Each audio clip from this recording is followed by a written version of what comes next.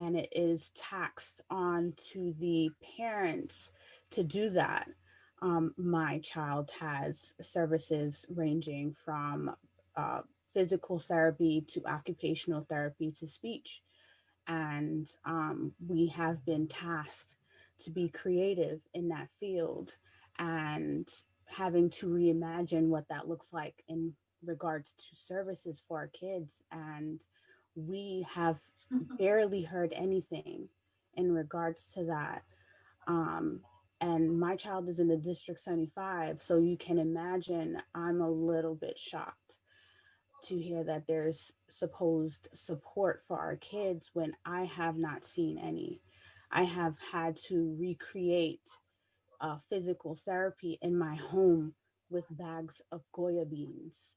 I have had to recreate what looks like stairs because I do not live in a house with stairs, with step stools. And I have had to purchase multiple things just for my kid to succeed. And I only have one child. And I could only imagine that there's more people like me, that look like me, that sound like me, that are frustrated. It takes more, it takes a lot more than what's being given. And yet, still, we are now into almost November and we're still struggling, struggling with devices, we're struggling with support, we're struggling. And for the students like this, they should have been at the top of the heap with everything, in the conversation, in going back to school, just with blended learning. I mean, our kids regress. They need lots of hand holding and they're not getting that.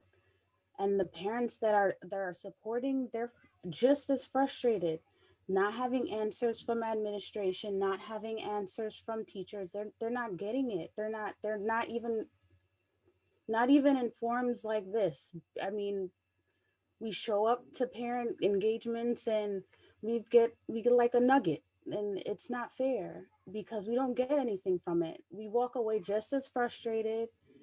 I mean, there's no answers for us, and there are parents like in a lot worse situations, parents that don't have the financial means to become creative and reinvent.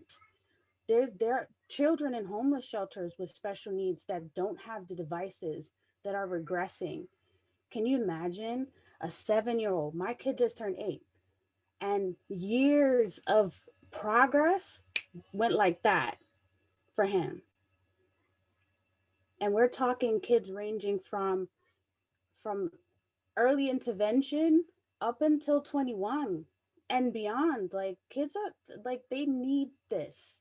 Our students with disabilities need the respect. And that's really what it boils down to, is no respect for our kids and what they need. I hear you hear a lot, but you don't hear about nothing for them and how it works and how we're going to reimagine. And forget learning bridges. That does not work for our kids. I mean, I didn't even finish filling out learning bridges and I got an application saying congratulations, and that was a month ago. And I haven't even heard a placement in regards to it. And I've heard horror stories of other parents saying that the learning bridges sites do not accommodate our kids and have kicked them out. So imagine, parents are struggling in disability world, and they can't be at the last end of it. Okay, thank you for that, Tricia, Mr. Ramirez, thank you. I would like to know, Shelley, would you like to respond to what Tricia just told you? Absolutely. And Ms. Bermudez, thank you. Thank you for your honesty, and thank you for that feedback, because that's, again, that's what these forums are all about. Within the services that we provide to our students, a process that's been put into place to support families in partnership with the schools to ensure that what has been established to support the blended and the remote learning pieces of students' programs is through the documents called the PAD, the Program Adaptation Document, and the RAD, which is the Related Service Adaptation Document. And those processes have been put into place to open dialogue and communication between families and schools to talk about what, given the current circumstances, should services, programming, adaptation supports for the student and also for the parent or caregiver look like to be able to support this process and to be able to ensure that students have in place what they need to be successful, what flexibilities need to be put into place. Hearing what you had to say in terms of not necessarily having as a parent the ability or the resources to put all of this together. That's the job of the school, and we're so appreciative of the support of our families within this process.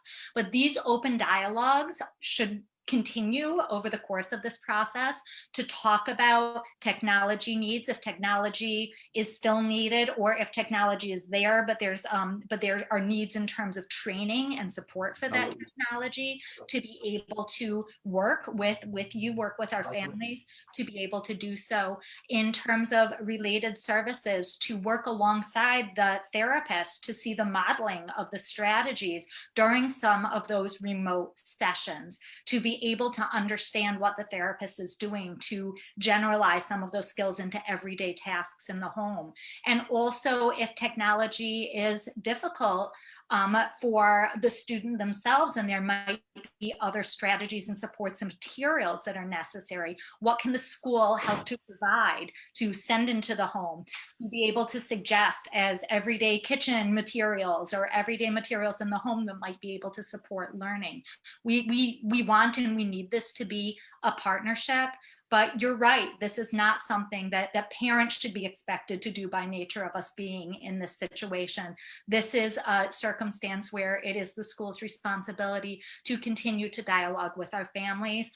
Please be vocal. Please encourage others that are feeling this way to be vocal and to communicate with your schools, because we as educators want to hear what we can do to make this easier, to make this better, and to make this as beneficial as we possibly can to ensure that all students meet their academic and learning goals.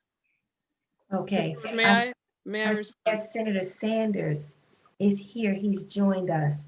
But we yield to our superintendent. Yes. I will yield. Sir, I just wanted to make sure. Okay, thank you. Hi, Senator Sanders. Good to see you again. So, Ms. Bermudez, I was so moved listening to you. I would say a few things. So let me get my executive superintendent hat on. Not talk too much. Not speak too much outside of context. What I want to offer, Ms. Bermudez, and parents listening, schools are an opportunity for our children to not only learn academically and socially, but to really discover who they are. And when parents such as yourself bring forth what you just brought forth, it really paints a picture of the need that we get to meet. So for the schools of Queens South, you know, my charge is for our parent coordinators, our administrators, to really hear the opportunity in what parents such as Ms. Bermudez is offering. I'm hearing an opportunity for professional learning. There's a question in the chat around teaching our parents about devices and platforms. While we may be managing a pandemic, school is still very much so open. And the responsibility and the call right now that needs to be answered is making sure that our children have what they need. And while that may look like devices, it also looks like familial supports. I can see Zoom calls like this happening within school communities where parents are getting iPad trainings. I can see opportunities where parents who have special needs within related services, if they have an opportunity to be in a remote setting. I know I have some principals telling me they're having technical difficulties on Facebook. I can't see the chat right now. Social media and the internet world is available to us. Schools are still open. You can create social distancing opportunities where parents can come in and hear How do I do occupational therapy with my child while I'm waiting for related services? The answer is always in the room. And between, Mr. Smith, I love hearing you speak. You always bring such warmth and a reminder of what teachers are really doing for our city. And I thank you for that. Teachers are still showing up to work. They're still going into buildings. Principals are still in buildings. Parent coordinators are in buildings. We can still do professional learning. We can still do PTA meetings. We have to do them responsibly. We have to do them, with a social distancing 6 feet and follow the rules and regulations. But that doesn't mean that parents get to be dropped off because we're in the middle of a pandemic. So I just want to really just lift that while we are managing a lot of gaps. And yes, there are times when I'm like, who's at the meeting? I'm surprised by that. Okay, it happens. And we still get to show up powerfully. So whether that's the parent advocating, as Ms. Bermudez just did so beautifully, about what's happening within school, what's happening in the home, and how schools are not meeting that. Now that we know that, we know better, we do better, right? If there's a need, if there's a gap within our related service providers, which there is, right? What can we do in terms of providing learning opportunities for our families, whether in person or online, that can help close that gap? So the child who may not have the occupational therapist at hand has a parent who's aware, you know what, I can use said products in my kitchen to help create that opportunity. The creativity and the innovation is still very much present with the people. We cannot only be obsessed with the structural systems that are designed around managing a pandemic. Learning still gets to take place for both our children, our families, and our administrators. So I want to bring that into the space and into the room, because I think that we've become so obsessed with reopening and, grand opening, grand closing of schools, that we've missed the bar that, okay, while that's happening and that's true, what is this about? Right? This is in my home, it's my son's first time in 6th grade, first time experiencing middle school. And it's me making sure that he is getting as much as he can get around the middle school experience as possible. My daughter, she's in 2nd grade, same thing, right? And there are things that we have, my house is, everybody has their own desk and trying to create spaces, and there wasn't space before, we were making space, right? It's like, these are the things that families are doing, but let's be a opportunity and a platform so families can see what's possible. Because a lot is still possible, and our children are relying upon us standing in the space of possibility of what's best for them, that they still get to grow and learn. So Ms. Bermudez, I thank you so much, because hearing you speak gives me some information to go back now to the Borough Support Office and talk about so we have this related services issues. If I was a parent who had a child who had an OT, occupational therapy need, and they're not moving, is there anything that a parent can do within the home? Exercises, are there things that we can share with a parent that, make sure, like, for 10 minutes a day, your child who would have normally had the opportunity to ride the occupational therapy bike, can we have that delivered? I know principals who had steel pans delivered and musical instruments delivered to their to their students' homes. These things are still very possible.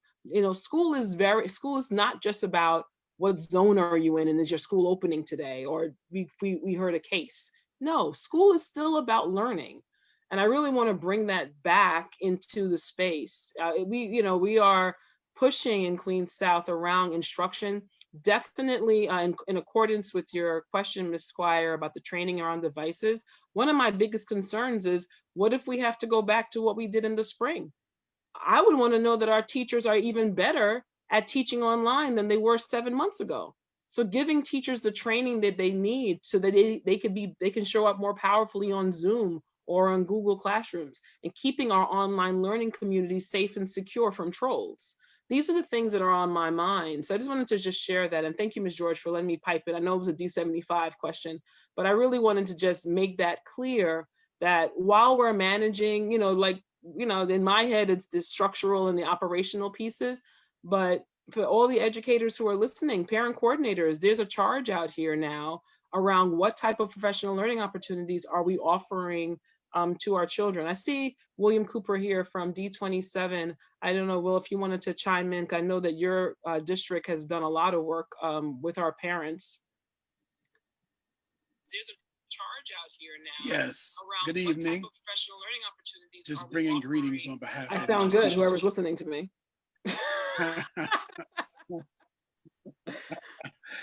I'm sorry. Again, greetings. Good evening, everyone. Bringing greetings from my superintendent, Jennifer Carrion Ambert, and the entire District 27 team. I definitely agree with your sentiments, Dr. Digovaya, and I thank Ms. Bermudez for sharing and being so transparent and speaking to the true challenges that me also as a parent are facing in coping with this unprecedented and uncharted waters that this pandemic has placed us in.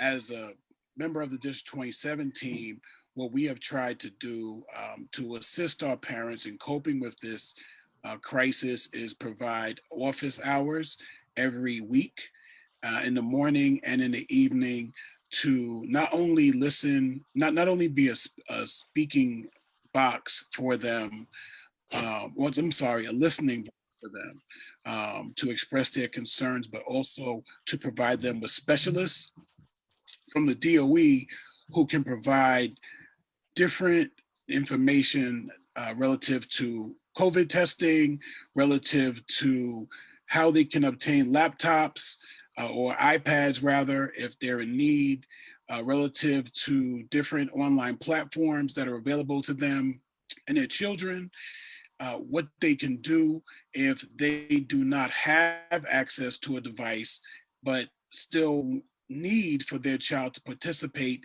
in instruction on a daily basis. We also attend the CEC meetings. I see the president, Mr. Jones, who is doing a wonderful job as well. And I always look forward to seeing Ms. George at the CEC meetings, representing the interests of our parents as well. And also I have Ms. Coralie here with me, our family leadership coordinator. I don't know if, I know she can be camera shy, but she is here as well. And has also done a great job in making sure that all the PTA elections and Title I information for parents is being shared so that those funds can be adequately spent on the true needs of our community. Thank you. Lisa, allow me to take a moment in here, Miss George. Yes, I was about to do that. Yes, sir. First, I want to thank all of our educators. I'm really glad to see all of you here. It is such an important time that we find ourselves in. Just when you think it can't get any more strange, it does. If someone had designed and gave me this script, I would have said it was a very poor movie because nobody will believe this stuff. And sometimes I think I'm in a very poor movie, except that the stakes are high. And in this sense, we're talking about the lives of our children and ourselves, literally and figuratively. I just want to share a couple of my concerns, and I'm coming late, and pardon me if some of these things have been mentioned. I'm also very happy that my colleague, Shelley Mayer, is here. She, of course, is a Senator Shelley Mayer, and she is the chair of education. Here's some of my concerns, and I wrote a couple of them down, that I want to make sure every child or every family has a laptop so that we can get into the game. I'm concerned about our district being put into a hot zone when it was not the children from this district that created the hot zone. And I think that we paid for that. I'm concerned about, do our homeless shelters have Wi-Fi in them? Are we making sure that our homeless shelters have Wi-Fi? Of course, I'm concerned about the safety for all. Sean Francois would have it no other way. Incidentally, Mr. Smith spoke to the mayor about our need for tutors when he closed our schools in District 27. I said, you really need to get us some tutors because we're going into a different situation of rich and poor, where the richer folk are creating groups they call pods. Love this stuff, pods, where they are hiring people to come in and work with their kids. And we were behind before. Can we ever catch up now becomes a real question. But I encourage you guys to think of this, think out of the box here, that perhaps the electeds can buy certain things for your schools. Wi-Fi repeaters, if we're finding difficulties in getting to different places, why don't we just buy you guys, make it the signal stronger? Or if your shelters don't have and it's moving slow, why don't we come in and do? How can we rebuild our schools for the future? If we know that we're going to do this, with my friends, we're never going back. It will be some hybrid thing that we're moving to in the future. If that's the case, what parts of your schools need to be redesigned to get ready for what's coming and where we are? And what does this redesign mean? I'm interested in thinking these things through and seeing what does this mean? I mean, Mr. Francois, it could be something, Mr. President, as a shower room for people who work in the building. I mean, we totally out of the box, my friends. How do we get ready for the next moment now? It may be a shower room ready for all teachers, you know, who may have come into contact or feel they've come into contact. Wouldn't it be easier just to have a place where folk can, I don't even know what you call it, can get themselves, clean themselves, whatever the word is, so that we can. I was at the hospital the other day, St. John's Hospital, and they have built their emergency room, but now they have showers for people who may have come into contact with stuff before you come into the building. Interesting. Go through the emergency, well, go visit the emergency room. May you never have to go through it. And we need to think out of the box. And if that's the case, we need to think out of the box in our districts fast first, so that we can move whatever resources, including reconfiguring, rebuying whatever that we need to do in this district. We also have to figure out, how do we lure our children back to school? Let's imagine that we are at a place where we can get our schools safe for everybody's standard. There's going to be a lot of kids, and their parents especially, who are scared to come back or don't want to come back. Why don't we, before this started, we were speaking about buying musical equipment. Forget waiting for everything and everybody.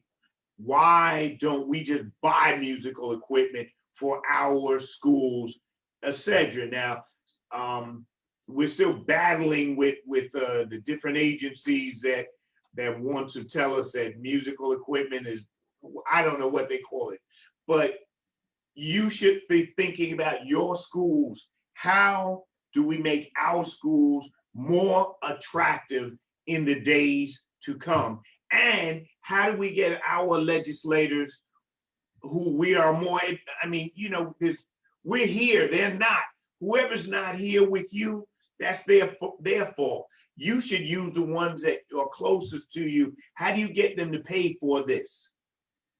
Going through Board of Ed, my God, is that a slow process, as everybody will know. We're a slow process. You guys are really. So under those conditions, now is the time to think out of the box, whether it be the shelter system. Hey, the schools need a presence there. What does that mean? Does that mean just Wi-Fi? Does that mean a fully stocked room or whatever in these shelter systems? A small classroom that can handle 2 or 3, 4, 5 in the shelters? Out of the box. So that's my contribution. I'm sorry to take you on away from wherever you wanted to go, but you guys have to figure out how to put us to work. How do you get your electeds, the proper care and feeding of an elected official, you know? How do you put these people to work for you? Or else they're gonna make your day. We're just gonna be running around telling you what you're doing wrong and how you're doing wrong. And Brother Smith can tell you that it's better that you put us to work rather than we work ourselves up. So with that, those are my contributions. I look forward to you at another moment, Mr. Jones, speaking with us and helping us to figure out what we can do together. I will be quiet now and listen to the rest of the conversation. Thank Yes. you. Can I just jump in there, Senator? Oh, you want something already? When did I start? Go ahead, Brother Smith. No, I want to forgive me to the panelists if I repeat myself from earlier, but apparently when I spoke earlier, we went on Facebook, and I do want to acknowledge any of and all the educators who are watching here today. On behalf of Michael Mulgrew and on behalf of the UFT, I want to thank you for the job that you've done over the last 7 months. We're now into 7 months of this. To all the parents who have been an incredible partner in this, thank you for the jobs that you've done. And of course, to our students, it's been a remarkable experience. Ms. Bermudez, you spoke passionately. And as I said earlier, before I went on Facebook to the panelists, let me just reiterate this again. Any criticism that I'm going to make now towards the DOE or the mayor's office is not in any way targeted at any of the education officials, any of our executive or our superintendents who are on this. I think everybody on this panel has been working very, very hard to get our students through this. So, but it would be remiss of me if I didn't say to the people watching that there's been blunders, right? There was a recent blunder last week, and there's been a continuation of blunders from the mayor's office and from the chancellor's office, and it needs to stop at this point, right? So many of you have talked about the things that our schools need. And one of the things I think we have to do, Senator, that you mentioned, we have to look at things differently. When we talk about schools, we're not talking about a brick and mortar building anymore, right? We're talking about a school community that's spread out among different apartments and different homes and different places and homeless shelters. A school is no longer a school building.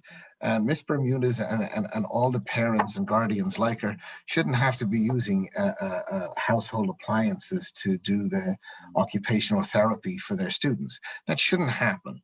And I understand that. I know one of the biggest pushbacks I get when I talk at these different town halls is, well, Dermot, the city doesn't have money. Their resources are limited. The way you get through crisis is to focus on what that crisis is. And right now, this crisis is a medical crisis that is having ripple effects across our communities. So in a medical crisis like this, you don't pull back resources from hospitals, right? You focus on them. You focus on these as priorities that we have to protect so that the rest of the community is protected. Our schools, and again, I'm not talking about a school building now, I'm talking about the school community, is as important in this crisis. Our children didn't cause this. Our children have to get through it, and we have to make sure that in that process, Senators, you talked about people falling behind. There should be no excuse now. Nobody should be falling behind. We should be masters of this right now. The leadership in the DOE should have figured this out. And I'm saying that not just to poke, but let's get it right. Let's not make decisions on the fly anymore where superintendents don't even know they're coming down or what the rationale or the reasoning behind them is. If everybody who's a partner in this doesn't know the rationale or reasoning behind a decision, maybe that decision shouldn't be made. right? And this is what we have to think about as we go forward. I want to say that I think the educators in New York City, and I say educators, all our educators, have done an incredible job of lifting this profession to a whole new level. And we have a long way to go. I know people are talking about what it's going to look like when we get back to our school buildings. I'm going to say, and I'll probably get myself into trouble for this, but the focus right now, sometimes we get distracted by what it's going to be like when we get back. And that distraction is hurting people, and it's hurting our students. We can focus on that in our other rooms and our other dialogues. But right now, I think every parent watching this and every student who's involved in our education system needs to see our focus on where the here and now. And the here and now is going to be for the foreseeable future. It's going to be like this for a while, at least for the rest of the school year. That's a reality. And we have to make sure that all our focus, and yes, your fellow colleagues, and I want to shout out Senator Shelley Meyer and John Lou again, who have been staunch advocates like yourself in this, and we greatly appreciate that. But what's been happening now, we're coming into November, our educators, the Chancellor's office have been pushing, they're very big into data. So right now they want to be able to say to every parent that all your students have a teacher in front of them, have an educator in front of them, whether that's in a building or it's online. But that's not accurate, right? Because let's scratch into the surface of that data point, right? You're overloading our educators. And when you overload something, the job doesn't get done properly, and the person that gets hurt is the student. Right now, they were supposed to be going out and bringing in more, making sure everybody is teaching children, bringing in more staff. And let's not have the conversation about a lack of resources. Resources are focused on our hospitals as they should be, and they should be focused on our school system and our students. And we need to make sure that our educators are not just being piled on with dozens more students than they can do the job for adequately. Or that, Senator Saunders, goes back to your point, people will fall behind. So let's focus on the here and now. Let's make sure that we get this school system as it is now functioning the way we all know it can be. We'll get to a new place eventually, but right now, I think all our students deserve that. There shouldn't be a situation where, I'll finish up with this. You started off with a good point there. You said every student should have a laptop. I'll go a step further. You said every household should have a laptop. Every student should have a device. It shouldn't be about one house, because it can't be done like that. Then it just can't be done like that. And parents who have multiple children in their homes know that. It just can't be done like that. So I think the time now is to focus and channel the resources into this new school system, not the bricks and mortar. It's way beyond that. And let's get it right. And let's not make any more decisions on the fly. Let's never make any more decisions on the cuff without consulting your executive superintendents, your superintendents, and without consulting us, the educators who are doing this job every day. And to Lorraine and all the parent leaders on this, you should be consulted too. We can make this happen, and we can make this go smoother than it is. And we're all going to rise to the challenge, so long as that we're all included in the decision-making process, so we know going forward what needs to be done. Thank you. Okay, thank you. I would like to know if, I see you there, Sean D. Francois from Local 372. I know I didn't give you a chance to speak earlier, and before the executive superintendent leaves, also the executive superintendent for District 27, they will have to leave soon. I want to know if you wanted to speak and call any of your concerns to them while they're here. Yeah, real quick, because I got to go to another Zoom myself. So I appreciate you having me. Appreciate Senator Sanders as always for having these type of forums. This is always welcoming. I see familiar faces on here as from before. Some of you have never met in person, but I'm sure I will one day when this pandemic subsides a little bit, or maybe even before. Who knows? But I'd like to piggyback on Brother Smith. He says a lot of good points there, and I think it sums it up about transparency all across what's going on here. A lot of times, information is not going from one office to the other office, even the union offices. I guess there's a lot of moving parts, but when you have information that goes out, it should be out to everybody so they can know what's going on. I shouldn't have to be calling a principal said, well, I don't know. The superintendent don't know. Because if you don't know, that means my members don't know. That concerns me because that means I'm in trouble now because my members want answers. And I know sometimes you don't have the answers yourself, but sometimes the answer is put out there though, but not going all the way through. It stops. And it shouldn't be that way. A lot of times too, I'll be honest with you too, for the superintendents is on this line.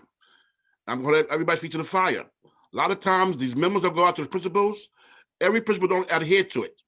They seem to have principals want to do their own thing without listening to what is the protocol of the matter as a whole. You can't, I mean, I know certain schools are different, certain discretions are different in every school. You have to have certain things in every school. But there's a basic language that you have to follow. And you got to stay within that language if you want things to work. Because once you start doing your own thing, things go chaotic. It goes crazy. It doesn't stay in place. You got to stay uniformed.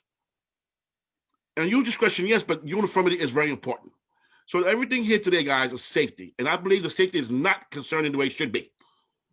We could be more safe than we are doing today. I'm going to piggyback on Mr. Smith. The city can do more better. Do I take anything from the city of hardworking? No. Everybody here is hardworking, and we all know we're hardworking. But transparency is important, and we got to move forward with it. Our kids are in danger. Our teachers are in danger. Everybody's in danger still because there's a second wave coming among us. Are we ready for the second wave? I don't think so because we wasn't ready for the first one. You would think that we're ready for the second one because we should have learned from the first one. But we're still not ready. And that's disgusting to me. That's appalling to me. Right now, we should have been ready. Right now, all this time we went to school visits and doing things in schools, the PPEs and everything else, those things should already right now be adhered to what's going on. The remote learnings, the blended learnings, the hybrid learnings, all those things all should be in place. It's too long now. 7 months is too long now in the midst of the things that we don't know what's going on. Yes. Are we going to learn things every day? Of course. Things going to change every day? Yes, of course. But we're still not at the nucleus where we need to be right now. And I feel that it's just lack of communication, lack of transparency amongst everybody as a team. You can't be a baseball team or a basketball team and somebody doing their own thing. It's not going to work. It's got to be unified. And I love you guys here. You guys are doing a wonderful job. I visit your schools all the time. I'm out there, and I see you guys. You're working extremely hard. Extremely hard. So I applaud you guys. The work that you do each and every day for these kids.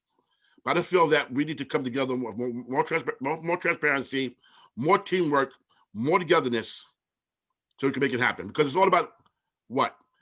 Betterment of the society for everybody here, for the community, for everybody here, as a whole, for everybody. So we all got to stick together, guys, work together. And I will do that. And I would love to work with each and every one of you, as I have been doing, and get things done. I'm glad to say to you guys, I can put a plug in there. Unions has worked hard, and as you know, there's no layoffs right now. There's no layoffs right now for none of these members. As for my members from D37, we made it happen. So we can do. So things can get done. Things can get. We can do that right now. And the way the city is crippled with no money, and we can do that and negotiate. Anything can happen, guys. Anything can happen. We can make it happen. I'm ready to work with you guys. Thank you. Appreciate you guys so much for the work you guys do. And I'm here to work with you guys on a daily basis. Thank you. Thank you. Thank you. At this time, I'd like to have Chandelle Brown. You've been here with us since the beginning, and I know I haven't given you a chance to speak, so I'd like to offer the floor to you now. You're on mute. There you go. Good afternoon. As an educator in our school district, I'm concerned that it was recently announced that 86% of our students are in attendance. And I'm really questioning whether that's accurate. I'm a blended teacher, so I'm in the building, and I'm finding that the kids who are remote and the kids who are, blended when they're remote are not attending at that rate. Okay, their attendance is sporadic, and I think that number gives us the idea that we don't need to address why they're not coming on. So I would like us to, research all the variety of reasons why our students are not logging on when they're at home. Ms. Brown, just so I'm clear on your question and concern, 86% of our children are not in attendance? Are in attendance. That was what was reported, that 86% of our students are in attendance. But what I'm finding is that 86% of my students, when they're online, are not on. Oh, So they're not present. Right. So I'm Yeah, not so sure if that number is accurate, because we're taking attendance, they're on in the morning. They might be logging in right at the beginning of the day, but are they attending all their classes? Right. So some of our teachers, I know what they're doing is they're taking attendance throughout the period and sometimes throughout the day. I can get those numbers to you. That's an easy request actually that we could share. Right. The two concerns though, I'm sorry, I don't want to cut you off if you still want to offer up, but the attendance piece is on my heart right now and on my mind heavily. The two groups of students who I've been tracking for are our no-shows, and we're a little over 450 students with that. And some of them are rollovers from the spring. And then I mentioned earlier, I don't think we were on Facebook though at the time, about our children who may not be logging in because of a lack of a device. So we are working on making sure that families know that there are alternatives such as phone numbers and so forth that families can call into so that attendance is accounted for. But if there's something in particular around attendance you want to check on, or if it's a matter of processes and systems that schools are using, because the expectation is that they are engaged and that schools scan their attendance at certain points by a certain point of the day, and that's the number that we hold on to. If we're finding that schools are not following said protocol, there have been reprimands in place, because our attendance is more than just, oh, did you show up in school today? It's also it's our number one safety measure to know that our children are secure. So it's something that we're taking very seriously, and especially for because a lot of our families too, New York City has lost a lot of families. People are just moving out. And some people are moving out and they may be doing their remote learning in another state or in another country, and distinction between that and families that have moved out and they've joined another school system somewhere else. So those are the things that we are in the very process of reconciling. So if there's any particular data that you're looking for, please reach out and I can gladly get that to you.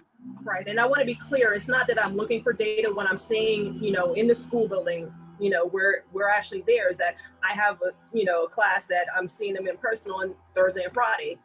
And then Monday, Tuesday, and Wednesday, they're not, in attendance. So now, there's that, disconnect in regards to the learning. Because now I got to pick back up with them on Thursday and Friday. So it's like they're only getting, those lessons that educate 2 days a week. And I'm extremely concerned that my students are not going to be, on grade level, that they're going to fall even further behind, because they're only, even the blended students are only getting that education 2 days a week. I understand. Yeah, I mean, and again, is it that they don't have devices? Is it that they're not logging on, they're not participating in asynchronous learning? Our parents are in need of, what it looks like to monitor for asynchronous learning. I mean, these are the pieces that this is why it really takes the entire team to be involved. If that is a pattern and a trend, I would speak to what the parent coordinator, the assistant principal around how are you tracking for your children who are not participating in asynchronous learning? I mean, these are questions that we get to ask at the very localized level. We don't need central involved to help us figure out like what's happening. If you have 30 kids, if you have 30 kids when they're here, and then you only see 10 of those children when they're home, what's going on here? So there's an interest. So we know the kids are interested because they're showing up 2 days a week. What's happening on those 3 days that they're not there? And I think that, again, and thank you for bringing this up, because this is one of those things where I'm just like, as I'm talking to school leaders and I'm talking to teachers, the reminders of who we get to be, right? If this was a regular school year and that was happening, what would you do? The dynamics really haven't shifted. You would do the same thing. You would follow up with the attendance teacher. You would contact parents. You would get to understand, is there a problem going on that you're not able to log in? Are you struggling more with asynchronous learning versus synchronous learning? Do you think that asynchronous is a break? Because it's not, right? The expectation that you're there. So these are the things that, I want to make sure that don't fall on the wayside when, I think that what's happening too is that people are very consumed with things that are not instructional because we're making them turn their head that way. But if I had my druthers, I would say, here's your neck. Focus. If you're the teacher, you get to powerfully look at instruction and engage your administration to make sure your kids show up for you. But thank you for sharing that. I think that that's a very real issue. And until, schools figure out the systems in place to account for how are you helping your teachers during times where asynchronous instruction is going on and children are not engaging, and letting your kids know it's as equally important as being in person. Okay, great. Thank you. Thank you for that. We have a great panel here. Have one more person that I'd like to be able to ask some questions. It's Mr. Noble Lawrence. He's the president for CEC District 75 and a state rep for special education. You have the floor. Yeah, Mr. Warren. Yeah. My question is back to what Sean had said for local 37. Transparency. DOE have lied to our D75 family twice. Once was on the testing, and now again they lied to everybody with this thing. My thing is they keep on pinning out these things and they just change it, and then they forcing things down to the parents though. Now my question and what I'm hearing from a lot of our family, in District 75, our kids are unique. Our kids have sensory problems. Some of our kids have feeding tubes, so on and so on. Our kids will not sit and let somebody who they don't know come and randomly take them out of a classroom, put them in another room, and do something with their nose. What is the problem with the parents taking the kids to their own pediatrician? A matter of fact, what's the problem with anybody going to their own medical facility or testing site on their own free will? Why do we have to be forced by DOE to do their stuff? And I'm hearing that some of the people that have done these testing on the SUE site, they have came positive in the SUE with DOE, but they went outside to their private doctor and came negative. So I'm confused. How you go get it done the same day and within minutes you all saying negative. You go from positive to negative. Something is wrong here. I just have a real question about these rules and protocol that they pan out for all kids. My district have been affected hard with related services. Our superintendent, deputy superintendent, they done the best that they could. I think everybody have done. But Central, the mayor, and all these big shots, they making the shots and they ain't doing no footwork. They not coming out. They not listening to the families. They're not listening to the educators, people who in the place. So I think as what Sean said, I think it needs to be more transparent and start listening to people than forcing things down people's throat. That's just my statement on that. Thank you for having us too. Mr. Lawrence, allow me to show you a difficulty here, just a difficulty. Like as everybody on here, like yourself, I really have problems. Somebody coming near me with something near my nose, man, you can't be serious. So I understand the hesitation. But imagine that, and I'm the former president of School Board 27 when there was. Imagine that you got a lot of folk that you got to keep safe. That means that you got to have some place that is a neutral place, an honest broker, somebody who can honestly take the test that everybody can agree with.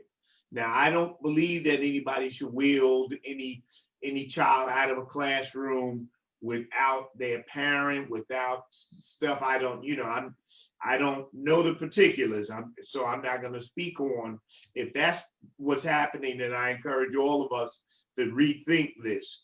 But there has to be a place where everybody can go and get tested fast, especially if the school system get tested fast. And they may have to be tested faster and more often than we would like. Now, we should make it something that the parents agree to, something that everybody can be comfortable. The word that I was looking for, not so much agree, but comfortable with, because you got to make sure everybody is safe. Now there are different tests, and we're really the society is new to this, sir. All of this stuff is new. I mean, a year ago, nobody even, well, people who should have known about this, I'm sure some of them did, and some of them tried, but I'm not going to say anything about the president letting down the nation. I'm not going to be that cheap. I wouldn't stoop to that level. So under those conditions, it's here now. Now you can make an argument and say that you want more accurate tests. That you got me. You got me. You want an argument saying, can we make a less invasive test? I hear they're up to swabs in certain places, and that's kind of nice. You'll lose me if you say that people shouldn't get tested, but I didn't hear you say that. So I'm with you on some of this. I'm sympathetic to the school district or to the school system trying to figure this. We are all making a plane while we're flying through the air. And that is just not the best time to make a plane, but we're doing it. And I will look into it. Between you and I, when I say I will, that means Lisa George will, but you know, the royal I will look into what tests are we using. Is it the most accurate? Is it the fastest and accurate? And one more, less invasive. If the swab can do, then come on, let's get to the swab. I mean, that stuff with the nose, man. I've done it at least 3 times so far. Y'all have done it much more. And, you know, each time, and I'm a Marine, I got to steel myself and I got to, I can't cry in front of these people, although I want to. I end up crying anyway. I forget all of that macho stuff. I will cry. I did Marine Corps. I left all my courage in Marine Corps. I could cry now. So under those conditions, I sympathize with you. Lisa will work on, are we using the least invasive? Are we making sure that parents are involved? Are we, is it the most accurate, etc.? Sounds Senator good to me, Senator. Thank you.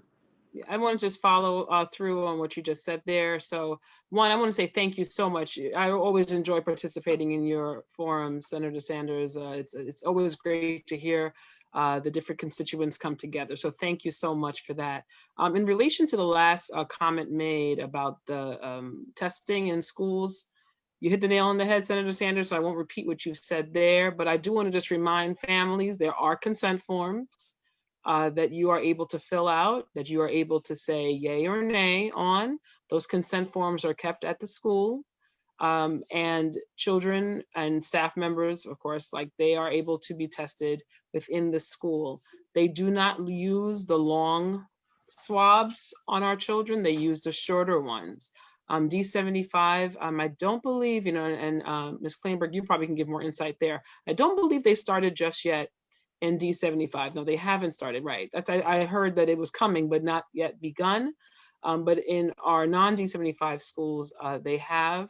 And we do our best to make sure that it is the most, you know, nurturing experience as it can be.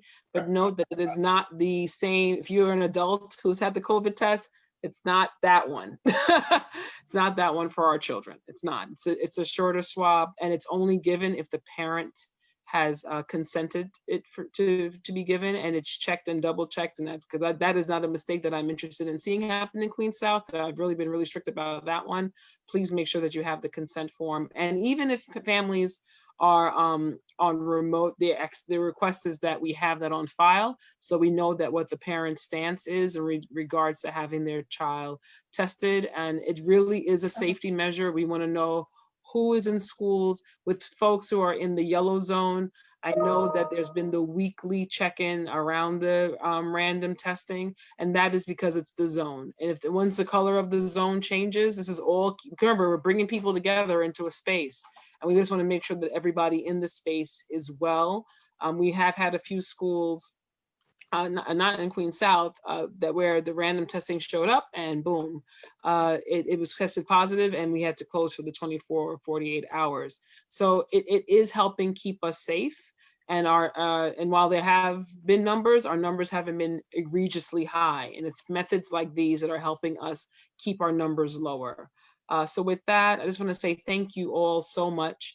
I really truly believe, I wrote it in the chat, that is through connection and communication that we will make this better. The DOE is a large bureaucratic system.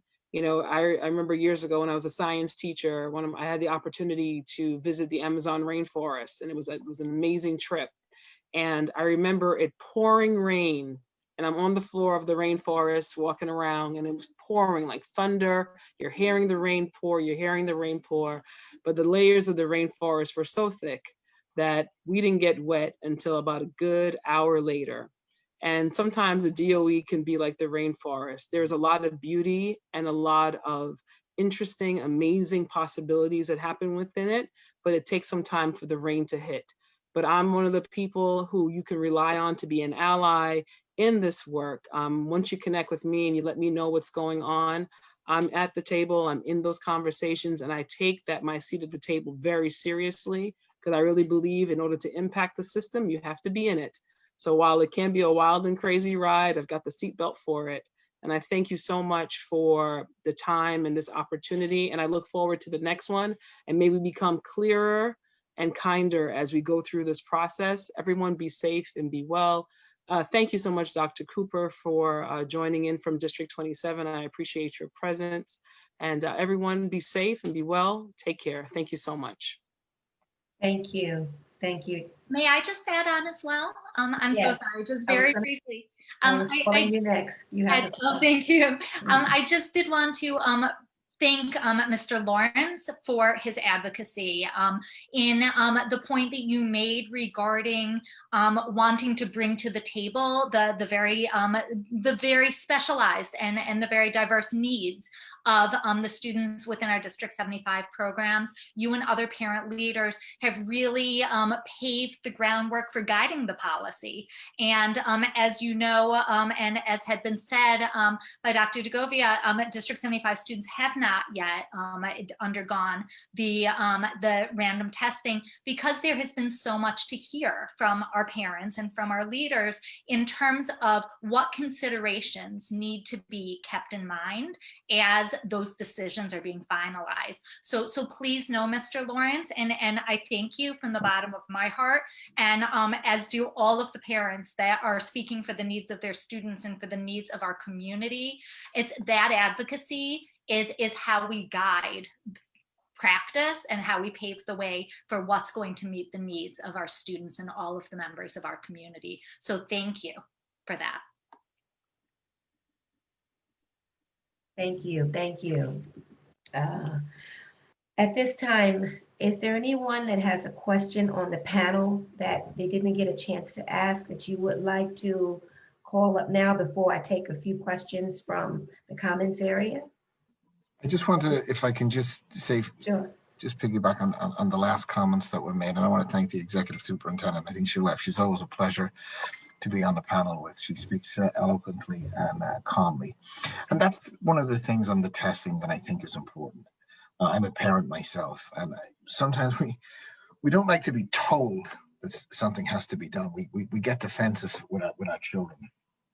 I think there's a lot to be said on how the messaging comes from Tweed on the testing. Any parent listening to this, I know you already know this, but so forgive me for just repeating it, but testing is going to be a part of our lives for some time to come, and it is the best way that we can keep our entire community, not only our school community, but our communities where we live in the city, safe. And I know it's nerve-wracking to not think that someone else is going to be testing your child in school. I just think the DOE really needs to work on how they deliver that messaging so that all of you parents can be comfortable knowing that yes, we need that consent form for it to be done. But I hope we can get to a place where that messaging is delivered in a much softer tone so that you all can feel more comfortable in having your children tested, because it is the only way we're going to be able to keep this the city and our community safe. And just wanted to say to the other superintendents, thank you as well for being on the panel. It's been great. And thank you, Senator, for doing these and hosting these town halls. Okay, thank you, thank you.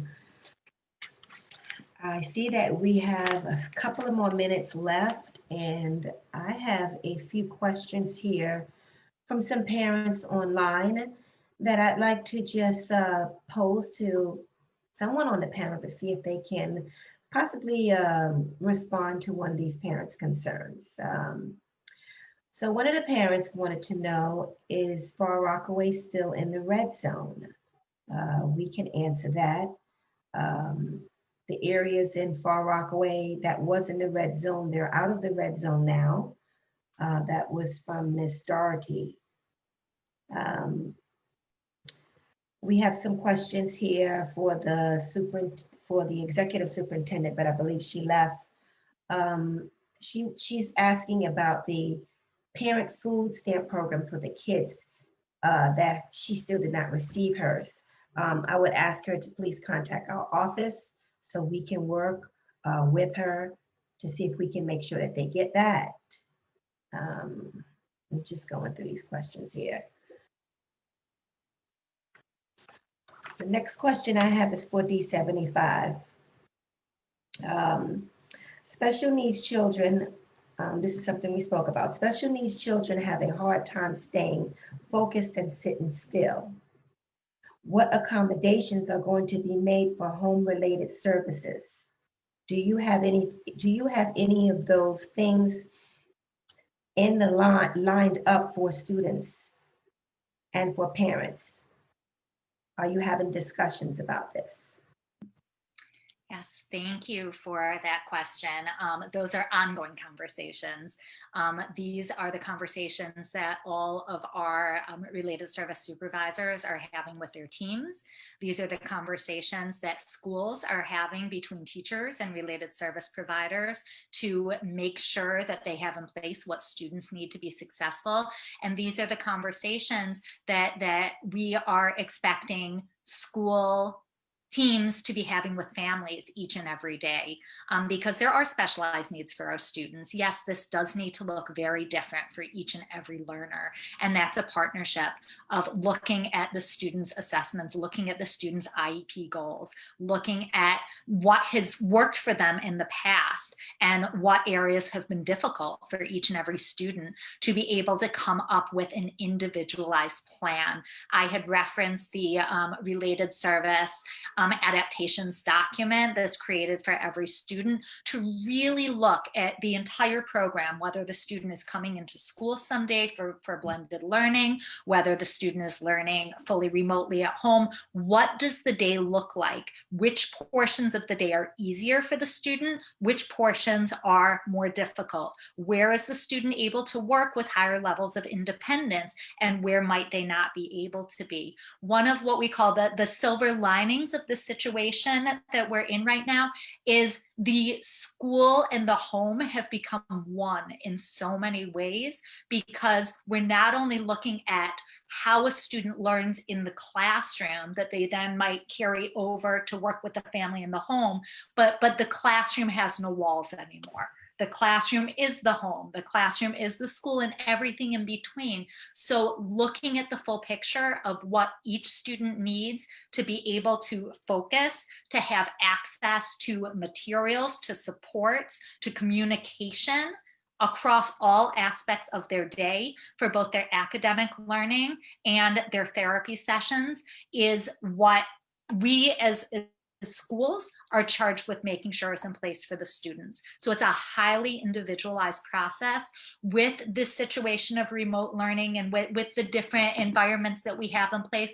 A lot of the learning day lends itself, in addition to the live online instruction where it's on video, where the student might be participating with their class, there are also a lot of touch-based opportunities for one-to-one, for very small groups, to be able to have the family member involved as well, to be able to talk through what specific supports need to be in place for this portion of the day. And if it's working at this portion of the day at 9 o'clock for English language arts, what do we need to put into place when they're not paying attention after lunch during a math lesson, so we can have that same level of engagement?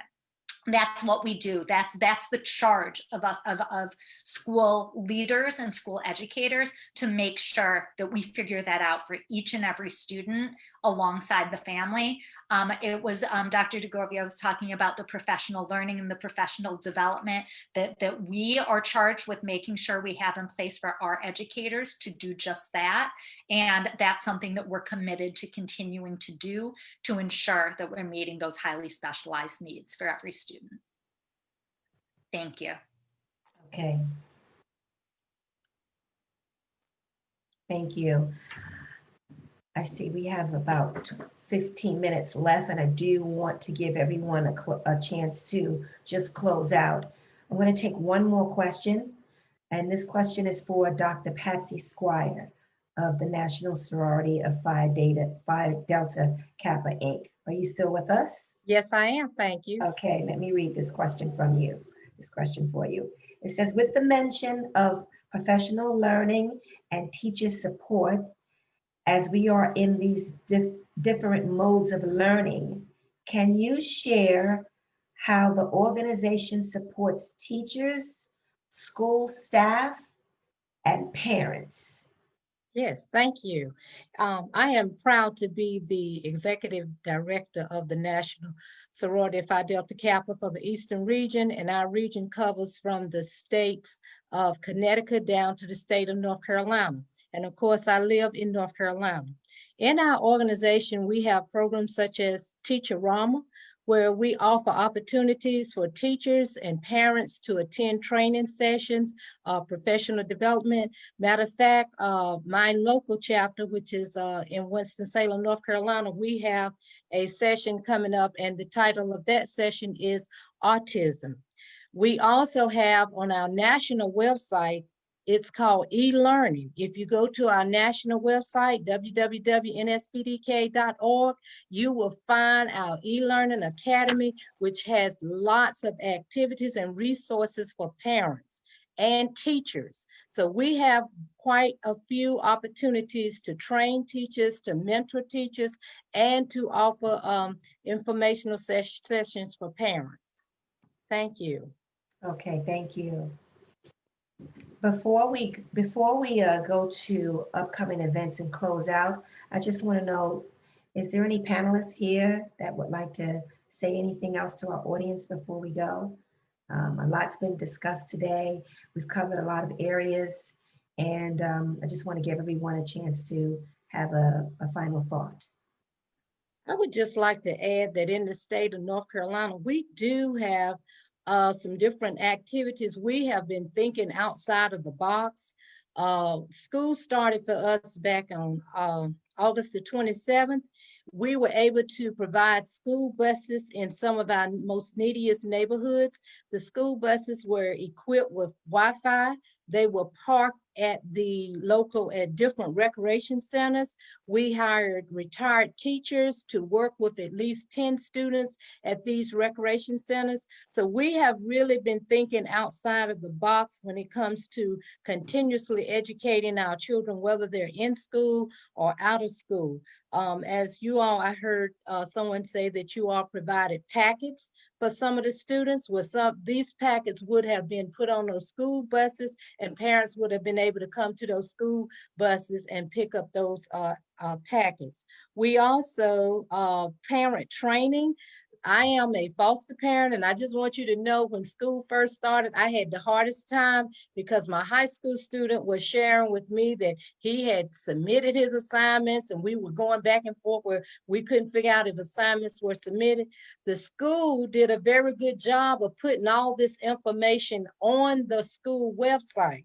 But what would have been better is if they would have had a Zoom meeting with the parents and share with us how to use some of these different platforms. So we in North Carolina have some of the same issues that you're having, and we're working through them. We're in this boat together, rowing right along.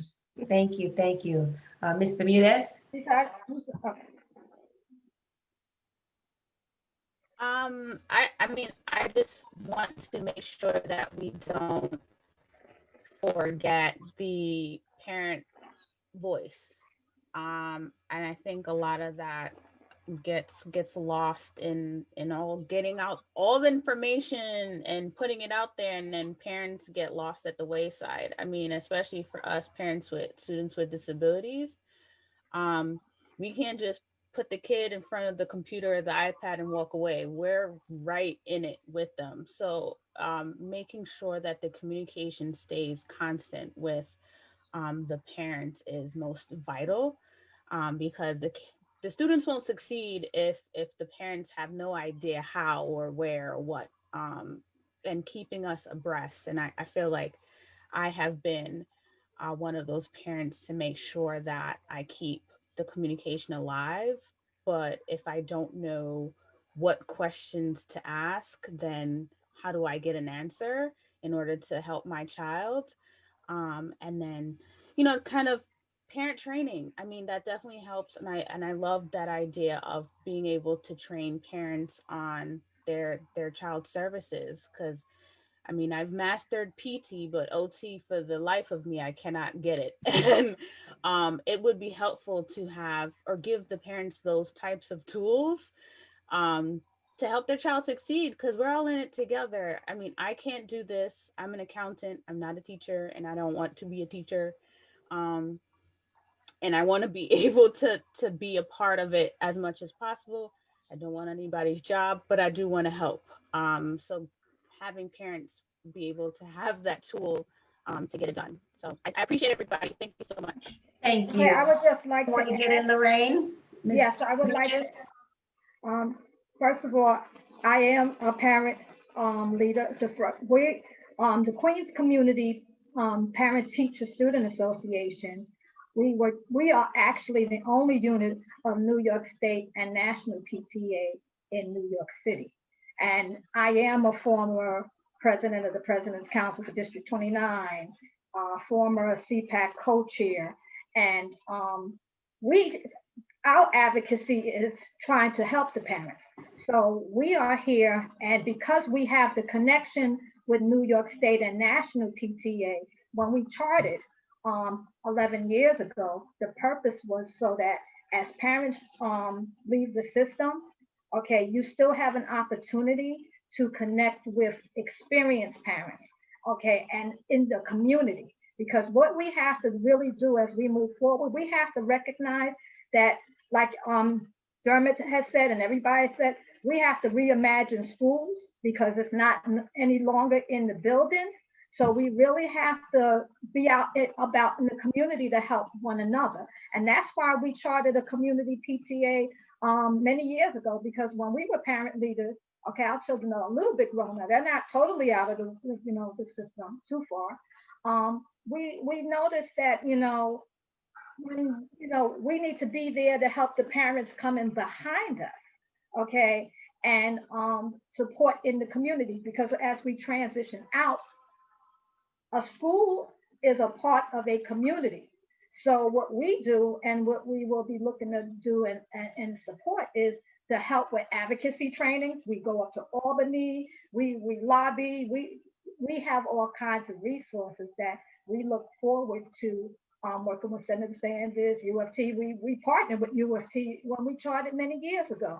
So it's always been the village, but we have to get back to those spaces. I remember not that long ago, I was at an event with Senator Sanders, and he said, sometimes you have to go back to come forward, okay?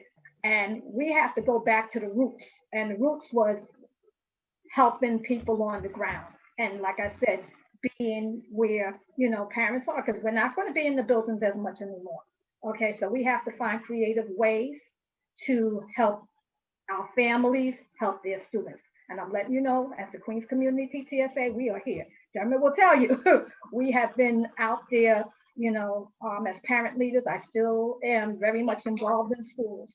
So we are here. Okay, thank you. Thank you. I'm just gonna, yes, Lorraine, yeah, it's always great to see you. You've been a strong advocate and a great voice for parents for many years. Ms. Bermudez, can I just speak directly to you? You have been, today, your advocacy and your eloquence and how you have addressed and brought to light, I should say, the problems that you're facing, I think will have a profound effect. I think the superintendents and the executive superintendents are going to take that message back. And our children with special needs, you're right, shouldn't be at the bottom of the list. They should be at the top of the list. And I can let you know that I know Michael Mulgrew takes the District 75 and our special needs student very, very seriously. And he advocates every day on behalf of them, as does our special education vice president. So you were very eloquent. You were very eloquent and you were very powerful in what you said. And I think it needed to be said. So I want to thank you on behalf of our school communities for what you did. I have to get off now. Shelley, it was great to see you. You made a very important point there when she talked about how the school building is the house is part of the school building. It is, and a school building has always been really just another room in the home. It was a little bit away from the home, but now everything in this world is together. So I know we're all going to continue to work together. Lisa, you always do a fantastic job doing this. So thank you so much for everybody. I have to run, but it's been great being here, and to everybody watching and to all our educators out there. Again, you have done an amazing job these last 7 months. I know what we're going through for the next school year is going to be difficult. It's going to be different, but the professionalism of every one of you has elevated this profession, I think, to levels at never before seen. So thank you, everybody, for having me. Thank you. Thank you. Thank you. So we just about run out of time, and I do need to just make sure that I let everyone know about an upcoming event that Senator Sanders is going to have. We've heard it come up several times today regarding remote learning, certain areas that don't receive proper internet service.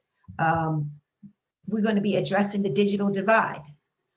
Senator Sanders, we don't have a date. It says save the date, but I believe the date, oh, here it is. Saturday, November 14th from 10 to 2:30.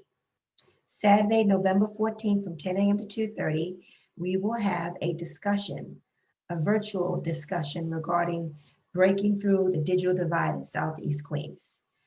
As we know, there is a severe lack of internet access and computer equipment throughout the community, and that affects not just our students, it affects parents working from home. Virtual, what happened here?